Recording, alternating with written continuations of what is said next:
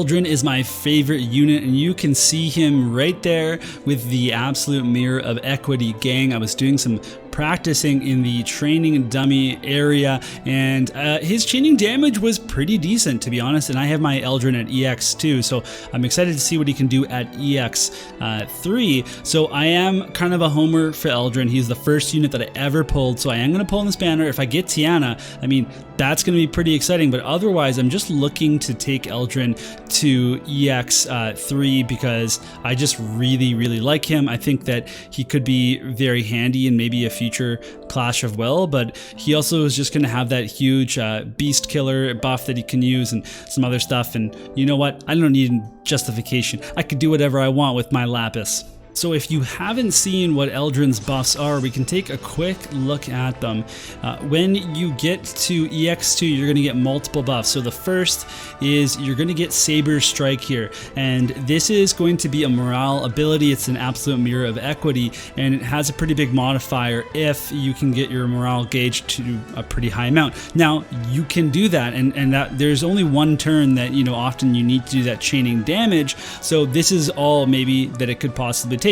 But what this also does is it strengthens the modifiers of all your other abilities, and it makes them pretty strong. So we can see that, you know, all of your Saber Assault, which will be your Ice Coupe in the Brave Shift form, Chilling Lunge, and then also our Exvius there.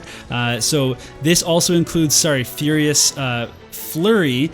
And when we go to Brave Shift, we get the Inescapable Snowstorm, but it is the exact same thing. It's going to buff all of these different skills. This time we're getting the Chilling Lunge, we're getting the Ice Coupe here, Snowy Blitz, etc.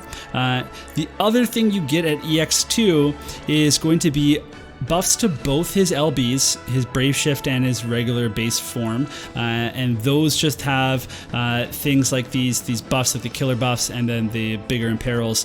The damage is he's not going to be an LB damage dealer. He's meant to be a chaining damage dealer, and he does have some breaks and some other stuff. But you also get this nice healthy 1k to attack and magic. You get some parameter boost, so it's easier to build him. You get some LB fill, and then again you get some buffs here. So Flash Freeze is your break here. It's not the best break in the world, but he gets a really big buff. Oh shoot, that just disappeared on me. And then Heavy Snowfall is the other one, and then this one is going to give you that 20% ice damage boost, which isn't like a huge amount, but will show you what we get at EX3. So at EX3 you get Blizzard's Fury, and then this is what will really power Eldryn up, because you get a sword resistance reduction, you get the beast killer whatever for all allies, and then for Eldryn specifically you get a 50%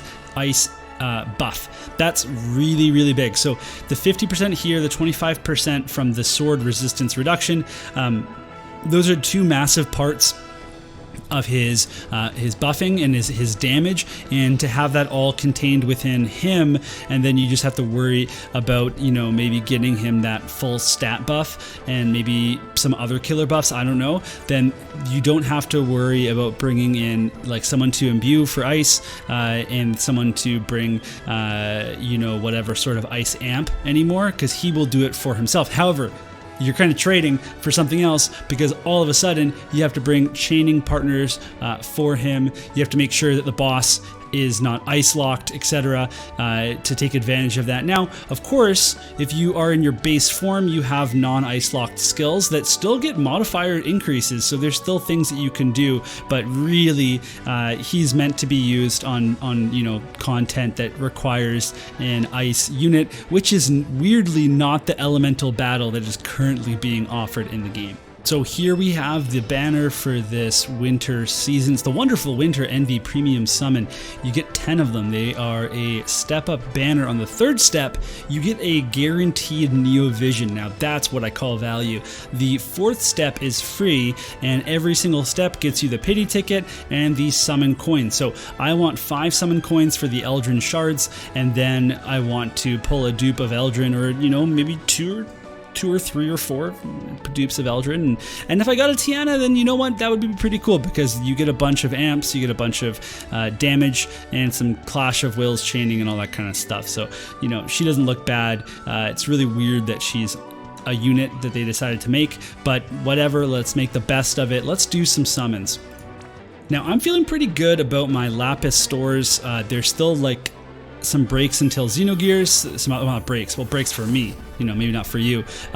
Oh, the other thing about this banner is that all of the rainbows are guaranteed to be the winter unit, so I'm actually pretty excited to keep working on my Kryla. Christine, I'm not really too excited for, but very happy. Look at that. Okay, there's a Kryla, nice. There's an old Tiana. There's another Kryla. There's a Christine, and that is a... Oh, yes! No! Oh, Ferris, what are you doing on my banner? You're not winter. You're not a winter unit. It's a good start, though. That's a good start, right? You can't begrudge that. So anyway, this is, when I started out as an FFBE player, this is one of the first banners that I had, and it's actually a really great banner for new players, because it's really easy to build TMRs and STMRs of these units, because you're guaranteed to be getting all winter units. So you can pretty much grab their STMRs really easily, and you can fill a few like beginning roles in your party. Okay, oh, there we go, another Kryla, that's awesome. That's the 4th Kryla? Okay, we'll take it.